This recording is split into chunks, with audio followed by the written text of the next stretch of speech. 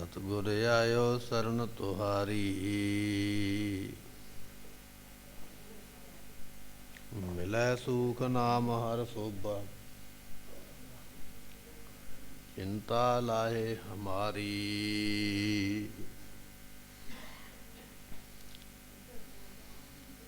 अवर न सूझै दूजी ठाहर,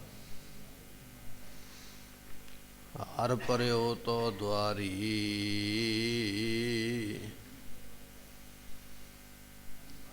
लेखा छोड़िया लेखा छूटै,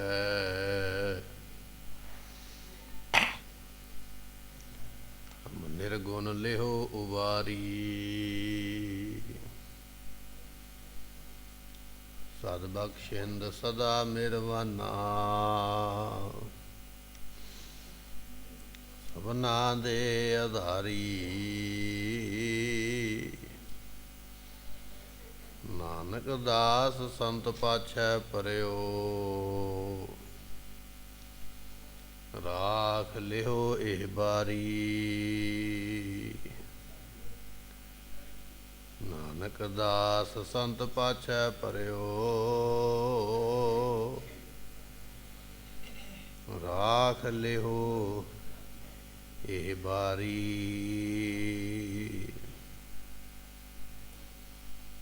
हो आया दूरों चल के, मैं तकी तो सरनाए जियो। मैं आशा रखी चित में, मेरा सबो दुख गवाए जियो। सुखाओ टल गुर सेविए, ऐनस सहज सुभाए। दर्शन परसिए गुरु के, जन्म मरण दुख जाए।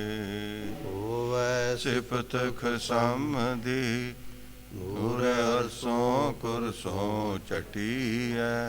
सुध डिठे सच्चे पातशाह, माल जन्म जन्म दी कटिया। सुध डिठे सच्चे पातशाह, माल जन्म जन्म दी कटिया। सतनाम श्री वाहिगुरु साहिब जीओ। तनासरी महला पहला। भगत सोहे दरबार, शब्द सुहाया जियो। बोल है अमृत बाण, रसन रसाया जियो।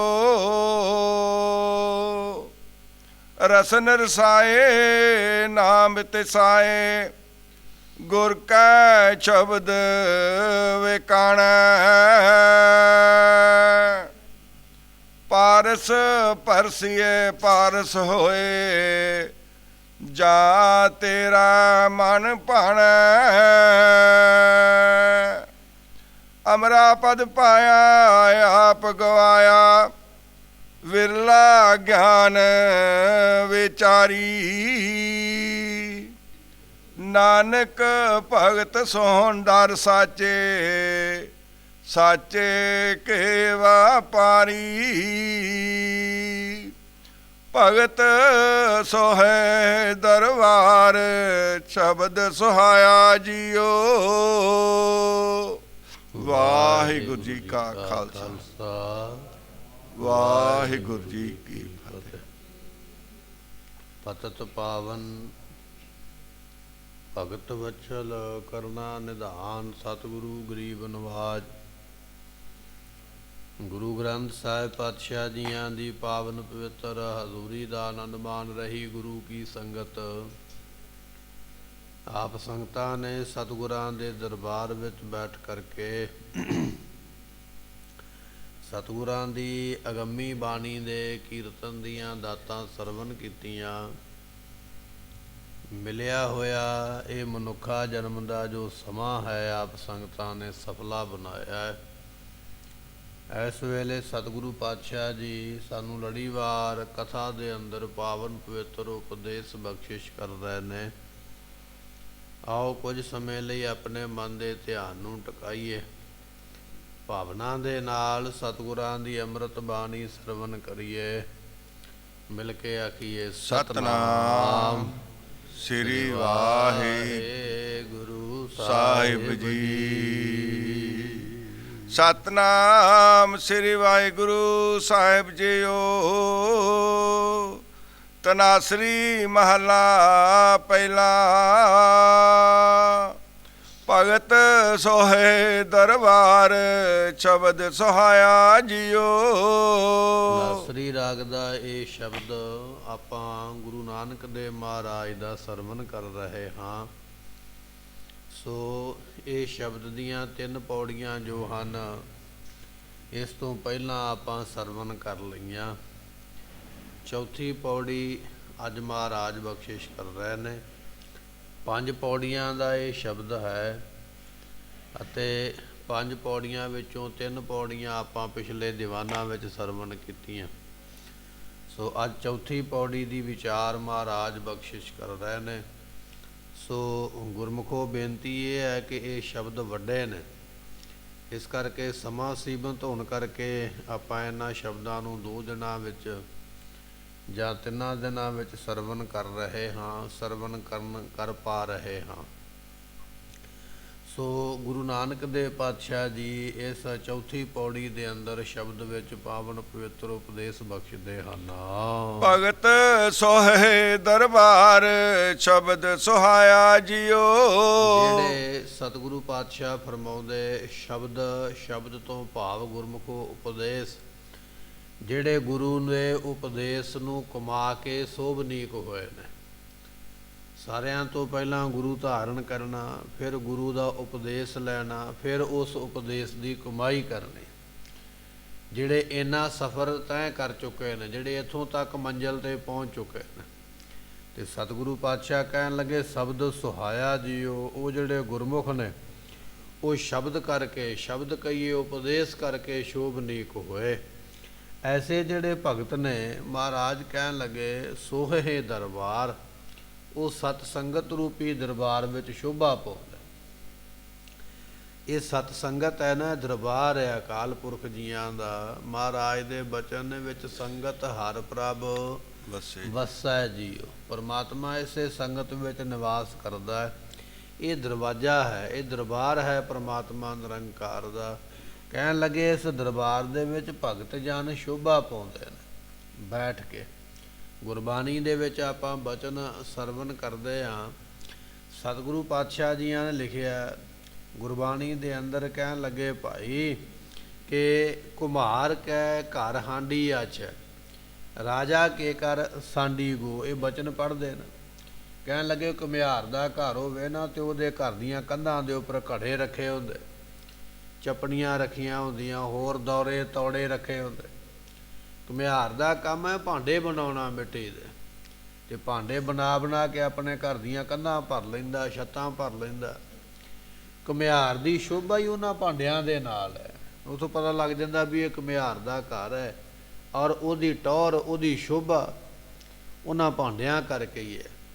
ਸਤਿਗੁਰੂ ਪਾਤਸ਼ਾਹ ਕਹਿਣ ਲੱਗੇ ਕੁਮਾਰ ਕਹਿ ਘਰ ਹਾਂਡੀ ਆਛ।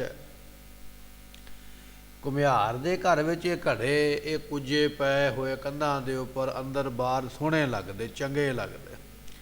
ਤੇ ਰਾਜਾ ਕੇ ਕਰ ਸਾਂਡੀ ਗੋ, ਜਿਹੜਾ ਰਾਜਾ ਹੈ ਨਾ, ਉਹਨੂੰ ਕਿਲੇ ਸ਼ੋਭਾ ਪਾਉਂਦੇ ਨੇ, ਉਹਨੂੰ ਫੌਜਾਂ ਸ਼ੋਭਾ ਪਾਉਂਦੀਆਂ। ਉਹਦੇ ਦਰਵਾਜ਼ੇ 'ਤੇ ਖਲੋਤੇ ਹੋਏ ਹਾਥੀ ਚੰਗੇ ਲੱਗਦੇ ਪਏ, ਰਾਜੇ ਦਾ ਮਾਣ ਵਧਾਉਂਦੇ ਪਏ, ਰਾਜੇ ਦੀ ਸ਼ੋਭਾ ਵਧਾਉਂਦੇ ਪਏ। ਤੇ ਸਤਿਗੁਰੂ ਪਾਤਸ਼ਾਹ ਕਹਿਣ ਲੱਗੇ ਭਾਈ ਇਸੇ ਤਰ੍ਹਾਂ ਜਿਹੜੇ ਗੁਰਮੁਖ ਨੇ ਨਾ, ਉਹ ਸਤ ਸੰਗਤ ਦਰਬਾਰ ਦੇ ਵਿੱਚ ਬੈਠ ਕੇ ਸ਼ੋਭਾ ਪਾਉਂਦੇ। ਜਿਵੇਂ ਘੁਮਿਆਰ ਦੀ ਸ਼ੋਭਾ ਘੜਿਆਂ ਕਰਕੇ ਹੁੰਦੀ ਪਈ ਹੈ, ਰਾਜੇ ਦੀ ਸ਼ੋਭਾ ਹਾਥੀਆਂ ਦੀ ਫੌਜ ਕਰਕੇ ਹੋ ਰਹੀ ਹੈ। ਭਗਤਾਂ ਦੀ ਸ਼ੋਭਾ ਜਿਹੜੀ ਹੈ ਗੁਰਮੁਖੋ ਸਤ ਸੰਗਤ ਕਰਕੇ ਹੋ ਰਹੀ ਹੈ। ਮਹਾਰਾਜ ਕਹਿਣ ਲੱਗੇ ਕਿ ਭਗਤ ਸੋਹੇ ਦਰਬਾਰ ਸ਼ਬਦ ਸੁਹਾਇਆ ਜੀਓ। ਜਿਹੜੇ ਗੁਰੂ ਦੇ ਉਪਦੇਸ਼ ਕਰਕੇ ਸੋਭਨੀਕ ਹੋਏ ਨਾ, ਰੱਬ ਦੇ ਪਿਆਰੇ ਭਗਤ। ਤੇ ਸਤਿਗੁਰੂ ਪਾਤਸ਼ਾਹ ਕਹਿਣ ਲੱਗੇ ਉਹ ਭਗਤ ਜਿਹੜੇ ਨੇ ਸਤ ਸੰਗਤ ਰੂਪੀ ਦਰਬਾਰ ਵਿੱਚ ਆ ਕੇ ਸੋਹੇ ਸ਼ੋਭਾ ਪਾਉਂਦੇ ਪਏ, ਵਡਿਆਈ ਪਾਉਂਦੇ ਹਨ। ਬੋਲ ਹੈ ਅੰਮ੍ਰਿਤ ਬਾਣ ਰਸਨ ਰਸਾਇਆ ਜਿਉ। ਸਤਿਗੁਰੂ ਬਖਸ਼ਿਸ਼ ਕਰਦੇ ਆਪਣੀ ਜਿਹੜੀ ਰਸਨਾ ਹੈ ਨਾ ਗੁਰਮੁਖੋ, ਜਿਹਨੂੰ ਆਪਾਂ ਜ਼ੁਬਾਨ ਕਹਿ ਦਿੰਦੇ ਆ, ਜੀਭਾ ਕਹਿ ਦਿੰਦੇ ਆ, ਇਸ ਜ਼ੁਬਾਨ ਜੀਭਾ ਦਾ ਨਾਮ ਇੱਕ ਨਾਮ ਰਸਨਾ ਵੀ ਹੈ। ਰਸਨਾ ਤੋਂ ਭਾਵ ਰਸ ਲੈਣ ਵਾਲੀ, ਸਵਾਦ ਲੈਣ ਵਾਲੀ। ਪਦਾਰਥ ਕਿਵੇਂ ਦਾ ਵੀ ਬਣਿਆ ਹੈ ਖਾਣ ਵਾਲਾ, ਤੁਸੀਂ ਆਪਣੇ ਹੱਥ ਤੇ ਰੱਖ ਕੇ ਇਹ ਨਹੀਂ ਦੱਸ ਸਕਦੇ ਵੀ ਇਹ ਸਵਾਦ ਕਿੰਨਾ। ਸਾਰੀ ਉਮਰ ਹਲਵਾਈ ਦੀ ਹੋ ਗਈ ਪਦਾਰਥ ਬਣਾਉਂਦਿਆਂ, ਲਾਂਗਰੀ ਦੀ ਹੋ ਗਈ ਸਾਰੀ ਉਮਰ ਲੰਘ ਗਈ ਪ੍ਰਸ਼ਾਦਾ ਭੋਜਨ ਬਣਾਉਂਦਿਆਂ। ਬਣੇ ਹੋਏ ਪ੍ਰਸ਼ਾਦੇ ਨੂੰ ਵੇਖ ਕੇ ਨਹੀਂ ਉਹ ਦੱਸ ਸਕਦਾ ਵੀ ਇਹ ਸਵਾਦ ਕਿੰਨਾ ਕੁ, ਸਬਜ਼ੀ ਕਿੰਨੀ ਕੁ ਸਵਾਦ ਹੈ। ਉਹ ਸਬਜ਼ੀ ਨੂੰ ਭਾਵੇਂ ਹੱਥ ਦੀ ਤਲੀ ਤੇ ਵੀ 2 ਬੂੰਦਾਂ ਪਾ ਲਵੇ, ਵੇਖਾਂ ਹੱਥ ਦੀ ਤਲੀ ਦੇ ਪਾਉਣ ਤੋਂ ਬਾਵਜੂਦ ਵੀ ਨਹੀਂ ਦੱਸ ਪਾਏਗਾ ਇਹਦੇ ਵਿੱਚ ਲੂਣ ਮਿਰਚ ਘੱਟ ਹੈ ਕਿ ਵੱਧ ਹੈ, ਸਵਾਦ ਹੈ ਕਿ ਗਲੀ ਹੈ ਕਿ ਨਹੀਂ। ਕੀ ਕਰਨਾ ਪਵੇਗਾ, ਉਸ ਨੂੰ ਆਪਣੀ ਜ਼ੁਬਾਨ ਤੇ ਰੱਖਣਾ ਪਵੇਗਾ। ਜ਼ੁਬਾਨ ਨੇ ਦੱਸਣਾ ਰਸ ਲੈ ਕੇ, ਸਵਾਦ ਲੈ ਕੇ ਵੀ ਇਹ ਕਿਵੇਂ ਦੀ ਬਣੀ ਹੈ। ਇਸ ਕਰਕੇ ਜ਼ੁਬਾਨ ਨੂੰ ਕਿਹਾ ਜਾਂਦਾ ਰਸਨਾ, ਰਸ ਲੈਣ ਵਾਲੀ, ਸਵਾਦ ਲੈਣ ਵਾਲੀ ਔਰ ਸਵਾਦ ਦੱਸਣ ਵਾਲੀ। ਤੇ ਸਤਿਗੁਰੂ ਪਾਤਸ਼ਾਹ ਕਹਿਣ ਲੱਗੇ ਜਿਹੜੇ ਗੁਰਮੁਖ ਨੇ ਨਾ, ਉਹਨਾਂ ਦੀ ਰਸਨ ਜਿਹੜੀ ਰਸਨਾ ਤੇ ਇਤਿਆਦਿਕ ਹੋਰ ਜਿਹੜੇ ਇੰਦਰੇ ਨੇ ਸਰੀਰ ਦੇ, ਜਿਵੇਂ ਮੰਨ ਲਓ ਅੱਖਾਂ ਨੇ, ਕੰਨ ਨੇ, ਕੰਨਾਂ ਨਾਲ ਬਾਣੀ ਸੁਣਦਾ ਪਿਆ, ਅੱਖਾਂ ਨਾਲ ਗੁਰੂ ਦੇ ਦਰਸ਼ਨ ਕਰਦਾ ਪਿਆ, ਜ਼ੁਬਾਨ ਦੇ ਨਾਲ ਬਾਣੀ ਪੜ੍ਹਦਾ ਪਿਆ। ਤੇ ਸਤਿਗੁਰੂ ਪਾਤਸ਼ਾਹ ਕਹਿਣ ਲੱਗੇ ਐਸੇ ਜਿਹੜੇ ਸਰੀਰ ਦੇ ਇੰਦਰੇ ਨੇ, ਉਹਨਾਂ ਗੁਰਮੁਖਾਂ ਦੇ ਨਾਮ ਬਾਣੀ ਨੂੰ ਪੜ੍ਹਦਿਆਂ ਹੋਇਆਂ, ਜਪਦਿਆਂ ਹੋਇਆਂ ਰਸਾਂ ਦੇ ਸਮੇਤ ਹੋ ਜਾਂਦੇ, ਸਹਿਤ ਰਸ ਦੇ ਉਹਨਾਂ ਦੇ ਅੰਦਰੇ ਹੋ ਜਾਂਦੇ। ਗੁਰਮੁਖੋ ਉਹਨਾਂ ਦੇ ਨੇਤਰਾਂ ਦੇ ਵਿੱਚੋਂ ਵੀ ਫਿਰ ਅੰਮ੍ਰਿਤ ਜਿਹੜਾ ਹੈ ਨਾ ਉਹ ਵਰਸਣ ਲੱਗ ਪੈਂਦਾ। ਅੰਮ੍ਰਿਤ ਦੀਆਂ ਦਾਤਾਂ ਉਹਨਾਂ ਦੇ ਨੇਤਰਾਂ ਵਿੱਚੋਂ ਪ੍ਰਾਪਤ ਹੋ ਜਾਂਦੀਆਂ, ਜਿਹਦੇ ਵੱਲ ਫਿਰ ਉਹ ਤੱਕ ਲੈਂਦੇ, ਤੱਕ ਕੇ ਹੀ ਰੋਗੀਆਂ ਦੇ ਰੋਗ, ਦੁਖੀਆਂ ਦੇ ਦੁੱਖ ਦੂਰ ਕਰ ਦਿੰਦੇ। ਐਸੀ ਉਹਨਾਂ ਵਿੱਚ ਤਾਕਤ ਆ ਜਾਂਦੀ ਹੈ। ਧੰਨ ਗੁਰੂ ਅਮਰਦਾਸ ਮਹਾਰਾਜ ਸਾਹਿਬ ਜੀ ਨਾ ਆਪਣੇ ਘਰ ਨੂੰ ਛੱਡ ਕੇ ਧੰਨ ਗੁਰੂ ਅੰਗਦ ਦੇ ਪਾਤਸ਼ਾਹ ਦੇ ਦਰਵਾਜ਼ੇ ਤੇ ਆ ਗਏ, ਦਰਬਾਰ 'ਚ ਆ ਗਏ। ਇੱਥੇ ਆ ਕੇ ਸੇਵਾ ਕੀਤੀ ਹੈ, ਨਾਮ ਜਪਿਆ। ਤੇ ਗੁਰਮੁਖੋ ਐਸੀਆਂ ਦਾਤਾਂ ਮਿਲੀਆਂ, ਸਰੀਰ ਦੇ ਇੰਦਰੀਆਂ ਦੇ ਨਾਲ ਨਾਲ ਨੇਤਰਾਂ ਦੇ ਵਿੱਚ ਵੀ ਅੰਮ੍ਰਿਤ ਵਸਦਾ ਹੈ। ਤੇ ਧੰਨ ਗੁਰੂ ਅਮਰਦਾਸ ਪਾਤਸ਼ਾਹ ਜੀ ਦਾ ਜਦੋਂ ਦਰਵਾਜ਼ਾ ਖੁੱਲ੍ਹਦਾ ਨਾ ਅੰਮ੍ਰਿਤ ਵੇਲੇ, ਜਦੋਂ ਮਹਾਰਾਜ ਆਪਣੇ ਕਮਰੇ 'ਚੋਂ ਬਾਹਰ ਨਿਕਲਦੇ ਦੀਵਾਨ ਵਿੱਚ ਜਾਣ ਵਾਸਤੇ ਤੇ ਸਤਿਗੁਰਾਂ ਦੇ ਦਿਦਾਰੇ ਕਰਨ ਵਾਸਤੇ, ਸੰਗਤਾਂ ਪਹਿਲਾਂ ਹੀ ਦਰਵਾਜ਼ੇ 'ਤੇ ਇਕੱਠੀਆਂ ਹੋ ਕੇ ਖਲੋਤੀਆਂ ਹੋਈਆਂ। ਕੋਈ ਰੋਗੀ ਹੈ, ਕੋਈ ਭੋਗੀ ਹੈ, ਕੋਈ ਸੋਗੀ ਹੈ, ਕੋਈ ਕਸ਼ਟ ਦਾ ਮਾਰਿਆ, ਕੋਈ ਬਿਪਤਾ ਦਾ ਮਾਰਿਆ। ਧੰਨ ਗੁਰੂ ਅਮਰਦਾਸ ਪਾਤਸ਼ਾਹ ਦਾ ਦਰਵਾਜ਼ਾ ਖੁੱਲ੍ਹਦਾ, ਮਹਾਰਾਜ ਦੀ ਨਜ਼ਰ ਜਿਹਦੇ ਜਿਹਦੇ ਤੇ ਗੁਰਮੁਖੋ ਪੈਂਦੀ ਹੈ, ਰੋਗੀਆਂ, ਭੋਗੀਆਂ, ਸੋਗੀਆਂ ਦੇ ਰੋਗ ਹੀ ਮਹਾਰਾਜ ਖਤਮ ਕਰ ਦਿੰਦੇ। ਐਸਾ ਅੰਮ੍ਰਿਤ ਹੈ ਮਹਾਰਾਜ ਧੰਨ ਗੁਰੂ ਅਮਰਦਾਸ ਪਾਤਸ਼ਾਹ ਦੇ ਨੇਤਰਾਂ ਦੇ ਵਿੱਚ। ਸਤਿਗੁਰੂ ਪਾਤਸ਼ਾਹ ਕਹਿਣ ਲੱਗੇ ਨਾਮ ਜਪਣ ਵਾਲੇ ਜਿਹੜੇ ਗੁਰਮੁਖ ਨੇ, ਜ਼ੁਬਾਨ ਦੇ ਨਾਲ ਨਾਲ ਉਹਨਾਂ ਦੇ ਨੇਤਰਾਂ ਦੇ ਵਿੱਚ ਵੀ ਅੰਮ੍ਰਿਤ ਆ ਜਾਂਦਾ ਹੈ ਗੁਰਮੁਖੋ, ਜਿਹਦੇ ਵੱਲ ਤੱਕਦੇ, ਤੱਕ ਕੇ ਹੀ ਰੋਗੀਆਂ ਦੇ ਰੋਗ ਦੂਰ ਕਰ ਦਿੰਦੇ, ਫਿਰ ਬਖਸ਼ਿਸ਼ ਕਰਦੇ ਹਨ। ਬੋਲ ਹੈ ਅੰਮ੍ਰਿਤ ਬਾਣ ਰਸਨ ਰਸਾਇਆ ਜਿਉ। ਆਪਾਂ ਇਸ ਤਰ੍ਹਾਂ ਕਹਿ ਲਈਏ, ਉਹ ਆਪਣੀ ਜ਼ੁਬਾਨ ਦੇ ਨਾਲ ਅੰਮ੍ਰਿਤ ਬਾਣੀ ਨੂੰ ਬੋਲਿਆ ਕਹੀਏ ਪੜ੍ਹਦੇ ਨੇ। ਇਹ ਜਿਹੜੀ ਜ਼ੁਬਾਨ ਹੈ ਨਾ, ਬਹੁਤਾਤ ਅਸੀਂ ਜਦੋਂ ਪਾਠ ਕਰਦੇ ਹਾਂ, ਨਿਤਨੇਮ ਕਰਦੇ ਹਾਂ, ਤੇ ਕੇਵਲ ਅਸੀਂ ਨਿਤਨੇਮ ਦੀ ਸੈਰ ਹੀ ਕਰਦੇ ਹਾਂ, ਨਿਤਨੇਮ ਨਹੀਂ ਕਰਦੇ। ਫੁੱਲਾਂ ਦਾ ਬਗੀਚਾ ਹੈ ਨਾ, ਫੁੱਲਾਂ ਦੀ ਬਗੀਚੀ ਹੈ, ਧਰਤੀ ਦੇ ਉੱਪਰ ਫੁੱਲ ਲੱਗੇ ਨੇ, ਤੇ ਕੋਈ ਮਨੁੱਖ ਹੈਲੀਕਾਪਟਰ ਤੇ ਚੜ੍ਹ ਕੇ ਉੱਪਰ ਦੀ ਉੱਡ ਕੇ ਲੰਘ ਜਾਵੇ, ਫੁੱਲ ਦਿਸਦੇ ਤੇ ਪਏ ਨੇ ਪਰ ਸੁਗੰਧੀ ਨਹੀਂ ਆਈ ਹੈ।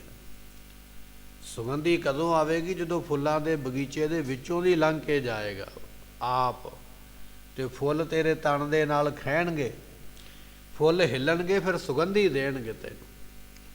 ਸਤਿਗੁਰੂ ਪਾਤਸ਼ਾਹ ਕਹਿਣ ਲੱਗੇ ਇਸੇ ਤਰ੍ਹਾਂ ਗੁਰਮੁਖਾ ਤੇਰੇ ਬਾਣੀ ਪੜ੍ਹਨਾ ਜਿਹੜਾ ਨਾ, ਇਹ ਤੇ ਹੈਲੀਕਾਪਟਰ ਦੀ ਸੈਰ ਹੀ ਹੈ। ਅੱਖਾਂ ਦੇ ਨਾਲ ਅੱਖਰ ਵੇਖੇ ਭੱਜਾ ਜਾਂਦਾ, ਦਵਾ ਦਵ ਧੌਣ ਲਾਈ ਜਾਂਦਾ।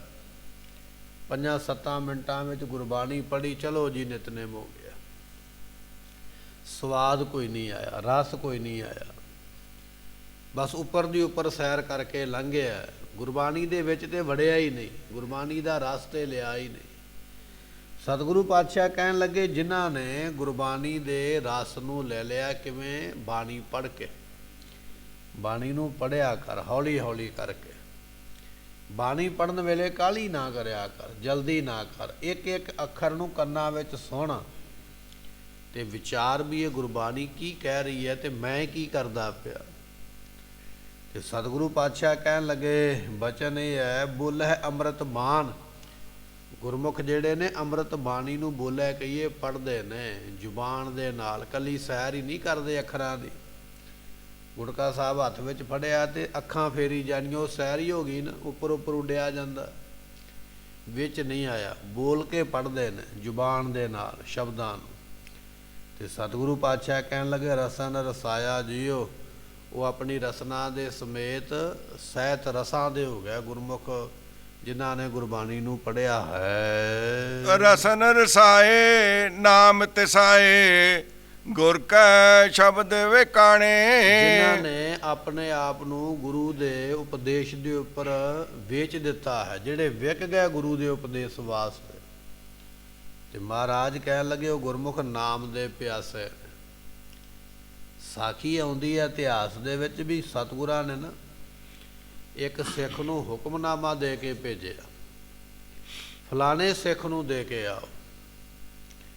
ਸਿੱਖ ਦਾ ਨਾਮ ਹੈ ਭਾਈ ਮੰਝ, ਪਰ ਹੁਕਮਨਾਮਾ ਦੇਣ ਤੋਂ ਪਹਿਲਾਂ ਉਹਦੇ ਕੋਲੋਂ ਇੰਨੀ ਮਾਇਆ ਲੈਣੀ ਹੈ। ਗੁਰਬਾਣੀ ਦਾ, ਗੁਰੂ ਦੇ ਬੋਲਾਂ ਦਾ, ਗੁਰੂ ਦੇ ਸ਼ਬਦਾਂ ਦਾ ਮੁੱਲ ਕੋਈ ਨਹੀਂ ਹੈ, ਨਾ ਕੋਈ ਪਾ ਸਕਦਾ ਨਾ ਕੋਈ ਦੇ ਸਕਦਾ। ਪਰ ਮਹਾਰਾਜ ਇੱਥੇ ਪਰਖ ਕਰਦੇ ਪਏ, ਕਹਿਣ ਲੱਗੇ ਵੀ 101 ਦਮੜਾ ਲੈਣਾ ਉਹਦੇ ਕੋਲੋਂ, ਫਿਰ ਸਾਡਾ ਹੁਕਮ ਉਹਨੂੰ ਦੇਣਾ। ਤੇ ਗੁਰੂ ਕਾ ਸਿੱਖ ਚਲੇ ਗਿਆ, ਭਾਈ ਮਾਂਝੀ ਨੂੰ ਜਾ ਕੇ ਦੱਸਿਆ ਗੁਰੂ ਦਾ ਉਪਦੇਸ਼ ਆਇਆ। ਬੜਾ ਖੁਸ਼ ਹੋਇਆ, ਬੜਾ ਪ੍ਰਸੰਨ ਹੋਇਆ ਵੀ ਮਹਾਰਾਜ ਨੇ ਮੈਨੂੰ ਵੀ ਕਿਤੇ ਯਾਦ ਰੱਖਿਆ।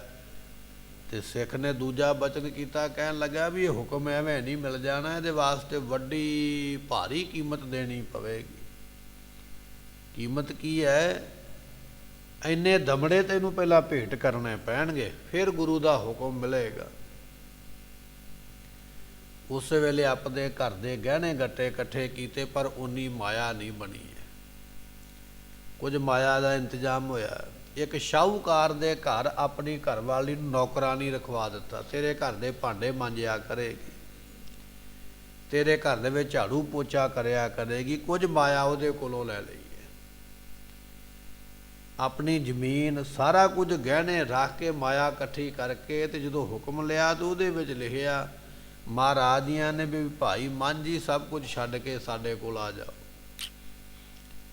ਬਚਨ ਸੁਣਿਆ ਮਹਾਰਾਜ ਜੀਆਂ ਦਾ, ਬੜਾ ਖੁਸ਼। ਮਹਾਰਾਜ ਨੇ ਯਾਦ ਕੀਤਾ, ਸਤਿਗੁਰਾਂ ਦੇ ਕੋਲ ਦੌੜਿਆ ਹੀ ਆਇਆ। ਆ ਕੇ ਮਹਾਰਾਜ ਨੇ ਸੇਵਾ ਬਖਸ਼ਿਸ਼ ਕਰ ਦਿੱਤੀ, ਸੇਵਾ ਕਰਿਆ ਕਰ। ਸੇਵਾ ਕਰਦਾ। ਇੱਕ ਦਿਨ ਮਹਾਰਾਜ ਨੇ ਪੁੱਛ ਲਿਆ, ਕਹਿਣ ਲੱਗੇ ਭਾਈ ਮੰਝ ਪ੍ਰਸ਼ਾਦਾ ਕਿੱਥੋਂ ਛਕਦਾ ਹੁੰਦਾ, ਸੇਵਾ ਕਿੱਥੇ ਕਰਦਾ? ਕਹਿਣ ਲੱਗਾ ਜੀ ਸੇਵਾ ਕਰਦਾ ਲੰਗਰ ਦੀ, ਤੇ ਪ੍ਰਸ਼ਾਦਾ ਵੀ ਲੰਗਰ 'ਚ ਹੀ ਬੈਠ ਕੇ ਛਕਦਾ। ਤੇ ਸਤਿਗੁਰੂ ਹੱਸ ਪਏ, ਕਹਿਣ ਲੱਗੇ ਭਾਈ ਮੰਝ ਕੰਮ ਤੇ ਬਰਾਬਰ ਹੀ ਹੋ ਗਿਆ ਨੇ, ਇੱਕ ਪਾਸੇ ਮਜ਼ਦੂਰੀ ਕਰਦਾ, ਇੱਕ ਪਾਸੇ ਉਹਦਾ ਫਲ ਵੀ ਨਾਲ ਹੀ ਛਕੀ ਜਾ ਰਿਹਾ। ਸੇਵਾ ਤੇ ਕਰਦਾ ਪਿਆ, ਨਾਲ ਹੀ ਅੰਨ ਪ੍ਰਸ਼ਾਦਾ ਛਕ ਕੇ ਸੰਗਤ ਵਿੱਚੋਂ ਗੁਰੂ ਘਰ ਦਾ, ਤੇ ਫਿਰ ਤੇ ਕੰਮ ਬਰਾਬਰ ਹੀ ਹੋ ਗਿਆ ਨਾ। ਫਿਰ ਕੋਈ ਬਹੁਤੀਆਂ ਲਾਹਣੀਆਂ ਲਾਭ ਤੇ ਨਾ ਕੋਈ ਹੋਇਆ ਬਹੁਤਾ ਵੱਡਾ। ਤੇ ਭਾਈ ਮੰਝ ਨੇ ਸੁਨੇ ਬਚਨ, ਕਹਿਣ ਲੱਗਾ ਮਹਾਰਾਜ ਅੱਗੇ ਤੋਂ ਖਿਆਲ ਰੱਖਾਂਗਾ। ਅੱਗੇ ਇੱਕ ਪੰਡ ਲੱਕੜਾਂ ਦੀ ਲੈ ਕੇ ਆਉਂਦਾ, ਹੁਣ 2 ਪੰਡਾਂ ਕਰ ਦਿੱਤੀਆਂ, ਮਜ਼ਦੂਰੀ ਡਬਲ ਕਰ ਦਿੱਤੀ ਹੈ। ਅੱਗੇ ਇੱਕ ਪੰਡ ਲੱਕੜਾਂ ਦੀ ਜਾਂਦੀ ਹੈ ਲੰਗਰ ਦੇ ਵਿੱਚ, ਅੱਜ 2 ਪੰਡਾਂ ਜਾਇਆ ਕਰਨਗੀਆਂ ਅੱਜ ਤੋਂ ਬਾਅਦ। ਤੇ ਭੋਜਨ ਵੀ ਮੈਂ ਉਹ ਛਕਾਂਗਾ ਜਿਹੜੀ ਸੰਗਤ ਭੋਜਨ ਛਕ ਕੇ ਉੱਠ ਜਾਵੇ, ਤੇ ਉਹਨਾਂ ਦੇ ਬਰਤਨਾਂ ਵਿੱਚ ਜਿਹੜਾ ਹੀ ਕੋਈ ਬਚ ਜਾਵੇ ਨਾ, ਕੋਈ ਰੋਟੀ ਦਾ ਟੁਕੜਾ, ਕੋਈ ਦਾਲ ਦਾ ਚਮਚਾ, ਉਹ ਮੈਂ ਇਕੱਠਾ ਕਰਕੇ ਖਾਵਾਂ। ਖਾਂਦਾ ਪਿਆ ਹੈ। ਐਵੇਂ ਨਹੀਂ ਮਹਾਰਾਜ ਨੇ ਆਖਿਆ ਮੰਝ ਪਿਆਰਾ ਗੁਰੂ ਨੂੰ ਗੁਰ, ਮੰਝ ਪਿਆਰਾ ਮੰਝ ਗੁਰੂ ਕਾ ਬੋਏ ਥਾ ਜਗ ਲੰਘਨਾਰਾ। ਇਹ ਗੁਰੂ ਅਰਜਨ ਦੇਵ ਪਾਤਸ਼ਾਹ ਨੇ ਬਚਨ ਬਾਅਦ ਵਿੱਚ ਬਖਸ਼ਿਸ਼ ਕੀਤੇ। ਮਹਾਰਾਜ ਕਹਿਣ ਲੱਗੇ ਜਿਹੜੇ ਗੁਰਮੁਖ ਨੇ ਨਾ ਨਾਮ ਦੇ ਪਿਆਸੇ ਹੋਏ, ਉਹ ਗੁਰੂ ਦੇ ਹੁਕਮ ਦੇ ਵਾਸਤੇ ਆਪਣੇ ਆਪ ਨੂੰ ਵੇਚ ਦਿੰਦੇ ਨੇ। ਵਿਕ ਗਏ। ਗੁਰੂ ਦਾ ਉਪਦੇਸ਼ ਮਿਲਣਾ ਚਾਹੀਦਾ, ਮੇਰਾ ਭਲਾ ਹੋਵੇ। ਤੇ ਗੁਰਮੁਖੋ ਅੱਜ ਅਸੀਂ ਕਿੱਥੇ ਖਲੋਤੇ ਹਾਂ? ਸਾਨੂੰ ਉਪਦੇਸ਼ ਤੇ ਮਿਲਦਾ, ਹੁਕਮਨਾਮੇ ਸਰਵਣ ਕਰਨ ਵਾਸਤੇ, ਗੁਰਬਾਣੀ ਪੜ੍ਹਨ ਵਾਸਤੇ। ਪਰ ਕੇਵਲ ਅਸੀਂ ਕੁਝ ਸਮਾਂ ਬੈਠਣ ਤੱਕ ਹੀ ਸੀਮਤ ਹਾਂ, ਕਮਾਈ ਕੋਈ ਨਹੀਂ ਹੈ। ਧਿਆਨ ਕਰੀਏ ਭਾਈ ਮੰਝ ਦੀ ਕਮਾਈ ਵੱਲ। ਕੇਵਲ ਇੱਕ ਗੁਰੂ ਦਾ ਬੋਲ ਸੁਣਨਾ ਤੇ ਉਹਦੇ ਵਾਸਤੇ ਘਰ-ਬਾਰ ਵੀ ਆਪਣਾ ਗਿਰਵੀ ਰੱਖ ਦਿੱਤਾ, ਪਰਿਵਾਰ ਦੇ ਮੈਂਬਰਾਂ ਨੂੰ ਦੂਜਿਆਂ ਘਰਾਂ ਦੇ ਵਿੱਚ ਨੌਕਰ ਲਵਾ ਦਿੱਤਾ।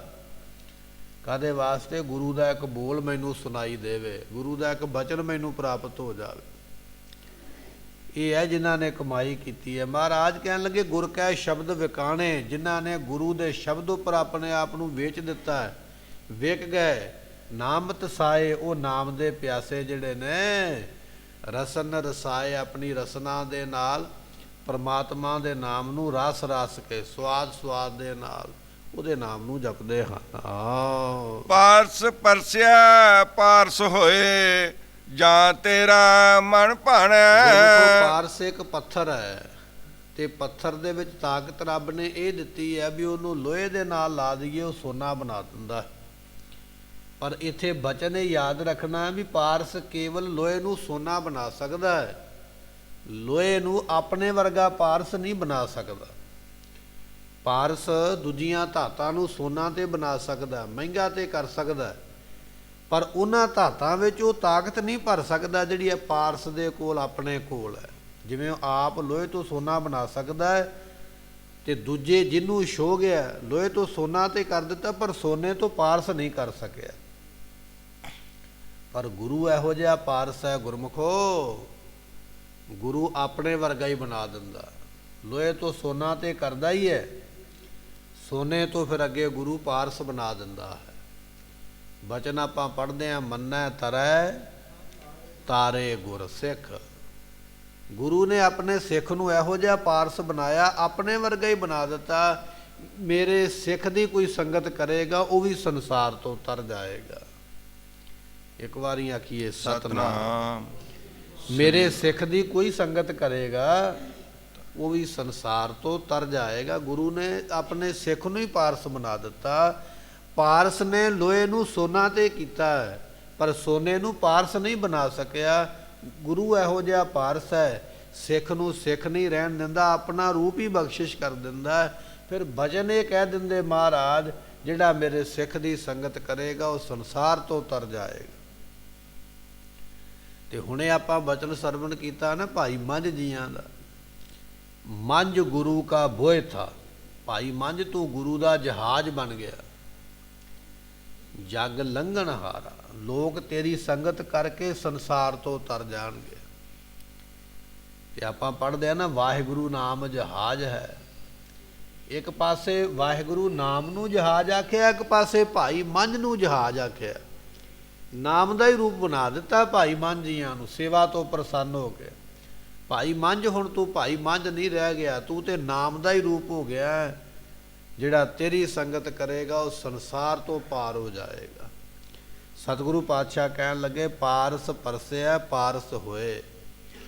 ਗੁਰੂ ਰੂਪੀ ਪਾਰਸ ਦੇ ਨਾਲ ਪਰਸਨ ਕਰਕੇ, ਗੁਰੂ ਰੂਪੀ ਪਾਰਸ ਨੂੰ ਮਿਲਣ ਕਰਕੇ ਪਾਰਸ ਹੋਏ। ਮਹਾਰਾਜ ਆਪਣੇ ਸਿੱਖਾਂ ਨੂੰ ਵੀ ਪਾਰਸ ਹੀ ਬਣਾ ਦਿੰਦੇ, ਤੇ ਸਾਡੇ ਸਿੱਖ ਦੀ ਸੰਗਤ ਕਰਨ ਵਾਲਾ ਵੀ ਤਰ ਸਕਦਾ ਹੈ। ਜਾਂ ਤੇਰਾ ਮਨ ਭਾਣੇ, ਜੋ ਆਪ ਜੀ ਦੇ ਮਨ ਨੂੰ ਭਾ ਗਏ, ਚੰਗੇ ਲੱਗੇ, ਉਹਨਾਂ ਨੂੰ ਸਤਿਗੁਰੂ ਆਪ ਕਿਰਪਾ ਕਰਕੇ ਬ੍ਰਹਮ ਗਿਆਨ ਦੀਆਂ ਦਾਤਾਂ ਬਖਸ਼ਿਸ਼ ਕਰ ਦਿੰਦੇ, ਉਹਨਾਂ ਨੂੰ ਇਸ ਤਰ੍ਹਾਂ ਆਪ ਜੀ ਤਾਰ ਦਿੰਦੇ ਹੋ। ਅਮਰਾ ਪਦ ਪਾਇਆ ਆਪ ਗਵਾਇਆ, ਵਿਰਲਾ ਗਿਆਨ ਵਿਚਾਰੀ। ਸਤਿਗੁਰੂ ਪਾਤਸ਼ਾਹ ਕਹਿਣ ਲੱਗੇ, ਵਿਰਲੇ ਨੇ ਗਿਆਨ ਦੀ ਵਿਚਾਰ ਕਰਨ ਵਾਲੇ, ਗਿਆਨ ਸਰੂਪ ਦੀ ਵਿਚਾਰ ਕਰਨ ਵਾਲੇ ਵਿਰਲੇ, ਪਰ ਜਿਨ੍ਹਾਂ ਨੇ ਵਿਚਾਰ ਕੀਤੀ ਹੈ ਆਪ ਗਵਾਇਆ, ਉਹਨਾਂ ਨੇ ਆਪਾ ਭਾਵ ਗਵਾ ਲਿਆ। ਆਪਾ ਭਾਵ ਤੋਂ ਭਾਵ ਹੁੰਦਾ ਹੰਕਾਰ, ਉਹਨਾਂ ਨੇ ਹੰਕਾਰ ਗਵਾ ਲਿਆ। ਜਿਨ੍ਹਾਂ ਨੇ ਹੰਕਾਰ ਗਵਾਇਆ, ਅਮਰਾ ਪਦ ਪਾਇਆ, ਉਹਨਾਂ ਨੇ ਅਮਰ ਪਦਵੀ ਪਾ ਲਈ ਹੈ। ਉਹ ਸੱਚਖੰਡ ਦੇ ਵਾਸੀ ਬਣ ਗਏ, ਉਹ ਨਿਰੰਕਾਰ ਦੇ ਦੇਸ਼ ਦੇ ਵਿੱਚ ਪਹੁੰਚਣ ਵਾਲੇ ਬਣ ਗਏ। ਅਮਰਾ ਪਦ ਪਾਇਆ ਆਪ ਗਵਾਇਆ। ਜਿੰਨਾ ਚਿਰ ਤੇਰੇ ਮਨ ਵਿੱਚ ਬੰਦਿਆ ਹੰਕਾਰ ਹੈ ਨਾ ਵੀ ਮੇਰੇ ਵਰਗਾ ਕੋਈ ਨਹੀਂ ਹੈ, ਉਹਨਾਂ ਚਿਰ ਤੂੰ ਅਮਰਾ ਪਦ ਨਹੀਂ ਪਾ ਸਕਦਾ।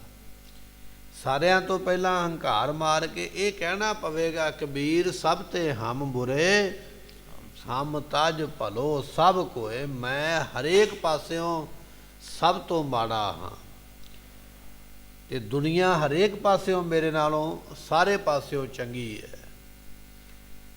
ਸਭ ਤੇ ਹਮ ਬੁਰੇ, ਹਮ ਤੇ ਭਲੋ ਸਭ ਕੋਏ। ਜਿਨ ਐਸਾ ਕਰ ਬੂਝਿਆ ਮੀਤ ਹਮਾਰਾ, ਸੋਏ ਉਹ ਸਾਡਾ ਮਿੱਤਰ ਹੈ। ਸਤਿਗੁਰੂ ਪਾਤਸ਼ਾਹ ਕਹਿਣ ਲੱਗੇ, ਜਿਨ੍ਹਾਂ ਨੇ ਆਪਾ ਭਾਵ ਹੰਕਾਰ ਗਵਾਇਆ, ਵਿਰਲੇ ਨੇ ਜਿਹੜੇ ਗਿਆਨ ਦੀ ਵਿਚਾਰ ਕਰਦੇ ਹਨ।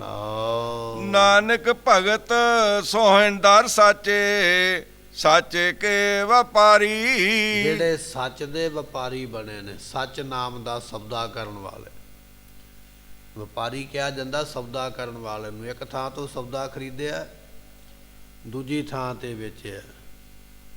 ਅੱਜ ਆਪਾਂ ਕਹਿ ਸਕਦੇ ਹਾਂ ਬਿਜ਼ਨਸਮੈਨ।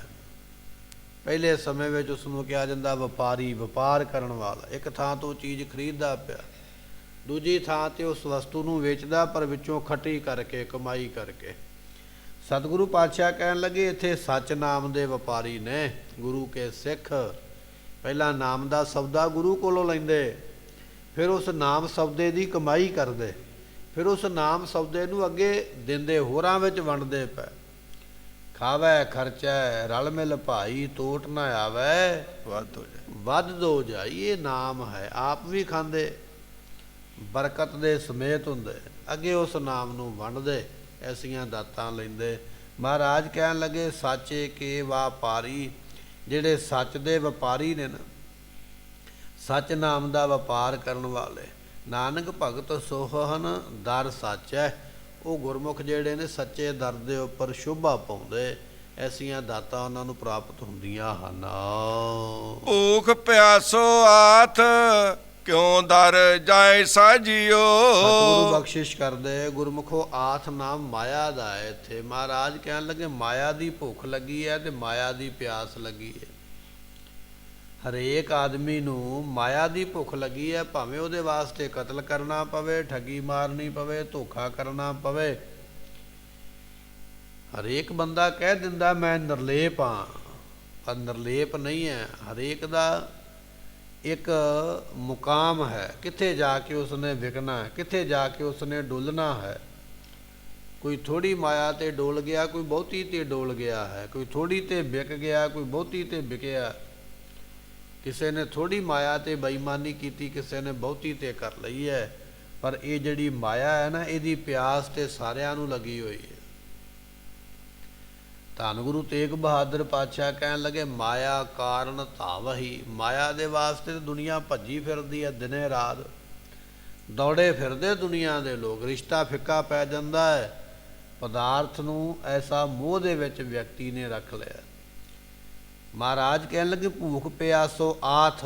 ਇਹ ਜਿਹੜੀ ਆਥ ਮਾਇਆ ਹੈ ਨਾ, ਜੀਵਾਂ ਨੂੰ ਇਹਦੀ ਭੁੱਖ ਲੱਗੀ ਹੈ। ਉਹਦੇ ਵਾਸਤੇ ਮਾਂ ਬਾਪ ਦਾ ਕਤਲ ਕਰਨਾ ਪਵੇ, ਭਰਾਵਾਂ ਦਾ ਕਰਨਾ ਪਵੇ, ਕਿਸੇ ਨੂੰ ਵੀ ਮਾਰਨਾ ਪਵੇ, ਕਿਸੇ ਨੂੰ ਵੀ ਖੋਹਣਾ ਪਵੇ, ਹਟੇਗਾ ਨਹੀਂ ਪਿੱਛੇ। ਐਸੀ ਭੁੱਖ ਲੱਗੀ ਹੈ, ਐਸਾ ਮਾਇਆ ਦੇ ਪਿੱਛੇ ਦੌੜਿਆ। ਤੇ ਸਤਿਗੁਰੂ ਪਾਤਸ਼ਾਹ ਕਹਿਣ ਲੱਗੇ, ਕਿਉਂ ਦਰ ਜਾਏ ਸਾ ਜੀਓ। ਜੇ ਭੁੱਖ ਲੱਗੀ, ਮਾਇਆ ਦੀ ਪਿਆਸ ਲੱਗੀ ਮਾਇਆ ਦੀ, ਤੇ ਫਿਰ ਦਰ ਕਿਵੇਂ ਮਿਲੇਗਾ, ਸੱਚਖੰਡ ਕਿਵੇਂ ਮਿਲੇਗਾ। ਇਹ ਜਿਗਿਆਸੂ ਪੁੱਛਦਾ ਪਿਆ ਗੁਰੂ ਦੇ ਕੋਲ ਜਾ ਕੇ, ਗੁਰੂ ਪਾਤਸ਼ਾਹ ਜੇ ਮਾਇਆ ਦੀ ਭੁੱਖ ਲੱਗ ਜਾਵੇ, ਮਾਇਆ ਦੀ ਪਿਆਸ ਲੱਗ ਜਾਵੇ, ਦਰ ਕਿਵੇਂ ਮਿਲੇਗਾ ਸਾਨੂੰ, ਸੱਚਖੰਡ ਦੇ ਵਾਸੀ ਕਿਵੇਂ ਬਣਾਂਗੇ, ਪ੍ਰਾਪਤੀ ਕਿਵੇਂ ਹੋਵੇਗੀ।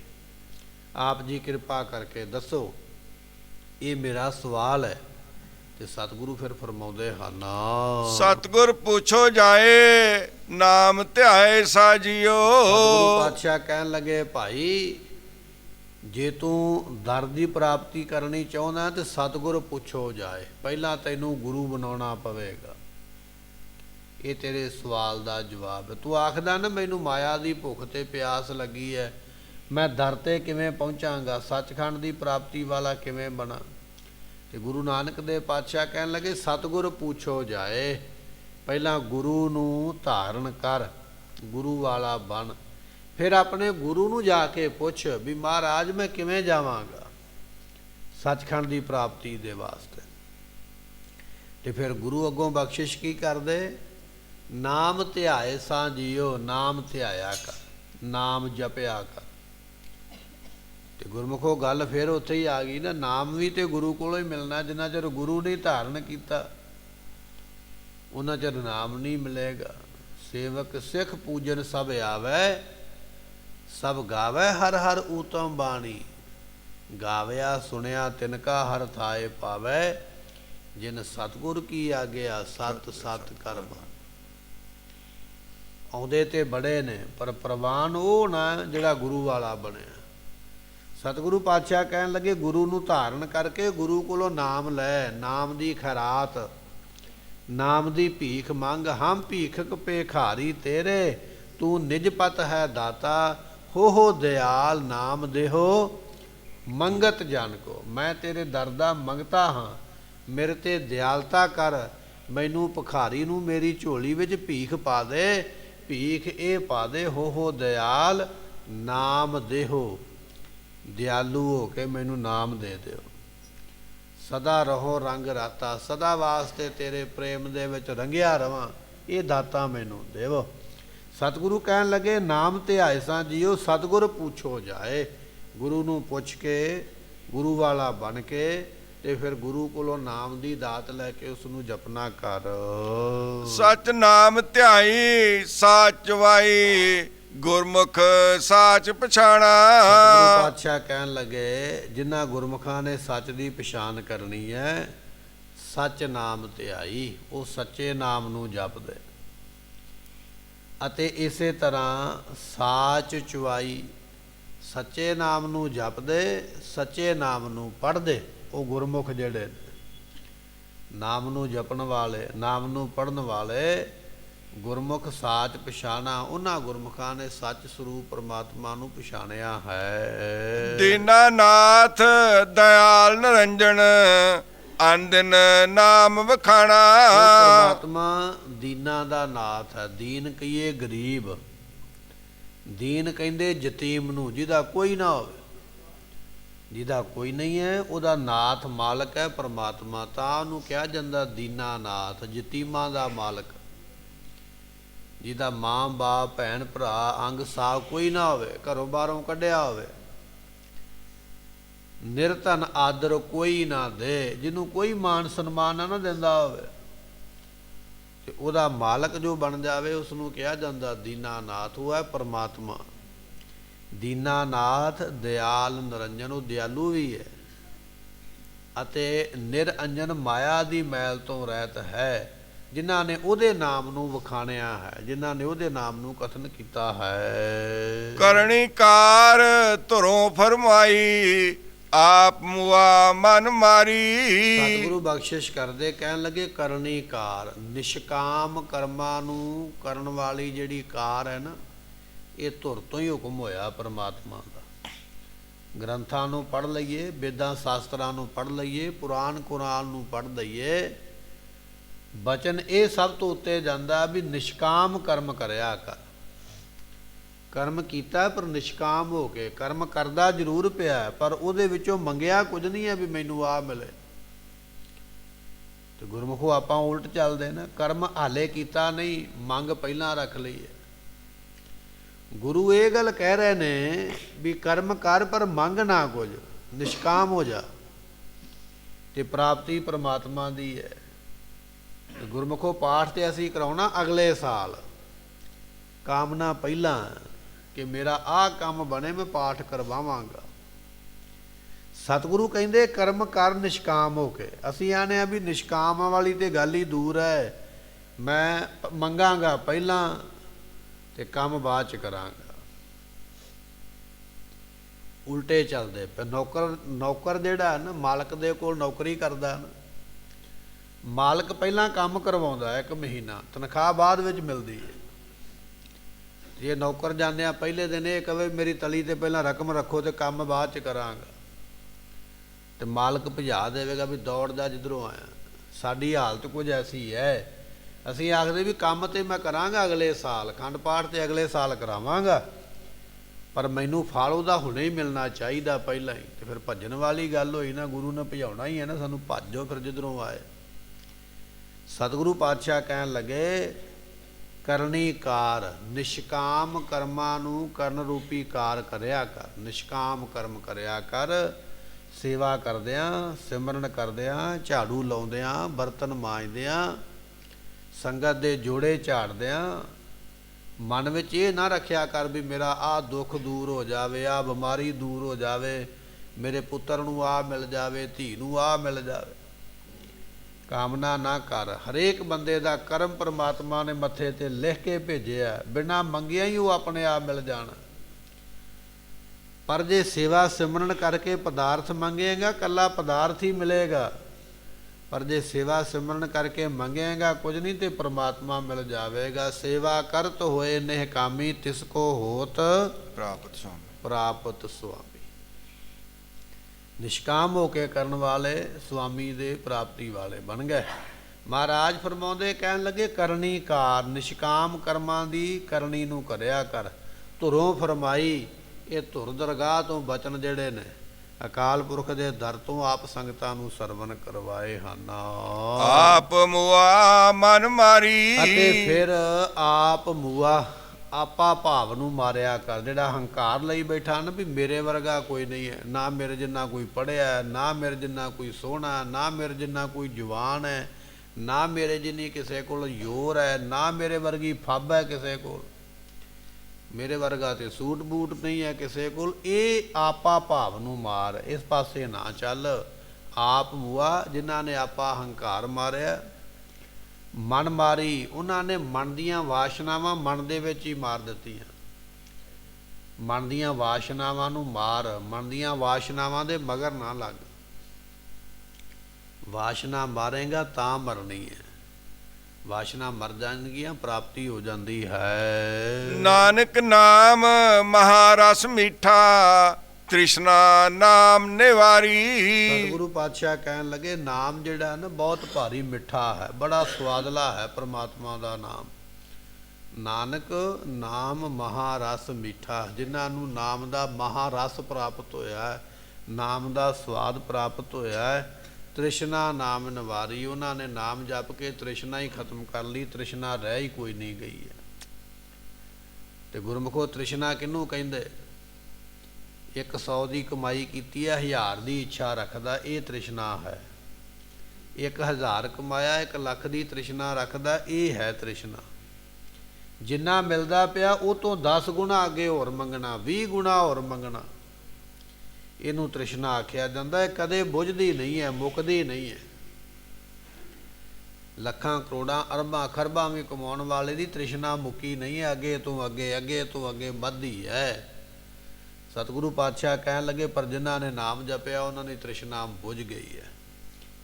ਮੈਂ ਕਿਹਾ ਮੰਗੂ ਕਿ ਸਥਿਰ ਨਾ ਰਹਾਈ, ਹਰ ਦੀਜੈ ਨਾਮ ਕੀ ਮੰਗਾ, ਕੁਝ ਨਹੀਂ, ਕੇਵਲ ਦੇਣਾ ਤੇ ਨਾਮ ਹੀ ਦੇ, ਇਹਦੇ ਤੋਂ ਬਿਨਾ ਕੁਝ ਨਹੀਂ ਚਾਹੀਦਾ। ਪਰ ਇਹ ਉਹਨਾਂ